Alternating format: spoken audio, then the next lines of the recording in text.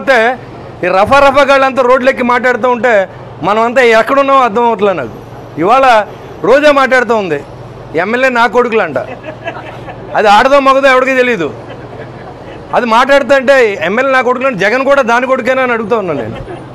మరి ఎమ్మెల్యే అంటే ఆయన కూడా ఎమ్మెల్యే కదా, చంద్రబాబు నాయుడు గారు కూడా ఎమ్మెల్యే కదా. ఆయన వయసు ఎంత, వీళ్ళ వయసు ఎంత, నా వయసు ఎంత, రోజా వయసు ఎంత? ఇలాంటి దురదృష్టకరమైన బూతులు కొంతమంది కాపుల్ని ఉసుగొల్పి వాళ్ళతోనే స్టేట్మెంట్లు.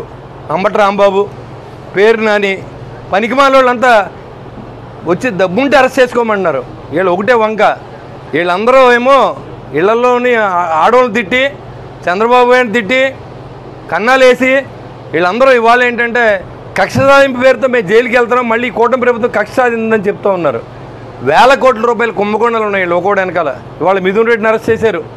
రాబోయే రోజు జగన్మోహన్ రెడ్డిని కూడా అరెస్ట్ చేస్తారు. దాంట్లో ఎలాంటి ఆశ ఇది లేదు. ఎందుకంటే గజ దొంగ అతను.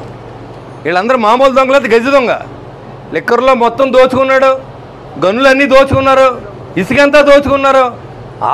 అడవి నుంచి వచ్చిన డబ్బు కూడా అమ్ముకున్నటువంటి ప్రభుత్వం ఇవాళ మళ్ళీ సంవత్సరం అయిపోయిన తర్వాత ఇక్కడ శాసనసభ్యుడు మళ్ళీ రోడ్డెక్కి అంతా మర్చిపోయారు. మనం ఇంటింటికి ఒక ఖాతా పెట్టి డబ్బు లాక్కున్నటువంటి లూటీ చేసిన వ్యక్తి అయినటువంటి కొట్టు సత్యనారాయణ కూడా ఇవాళ మాట్లాడుతూ ఉన్నాడు. ఇంతకంటే దురదృష్టం ఇంకోటి ఏముండదు. సంవత్సర కాలంలో ఎవరు మర్చిపోరు. ఇవాళ బాధితుల సంఘంగా కొట్టు సత్యనారాయణ బాధిత సంఘాన్ని కూడా ఏర్పాటు చేయబోతూ ఉన్నాం. ఎవరైతే డబ్బు ఇచ్చి మోసపోయారో ఉద్యోగులు కానీ వాళ్ళందరూ కూడా నా దగ్గరకు వచ్చి చెప్పారు. ఆ లిస్ట్ కూడా నా దగ్గర ఉంది.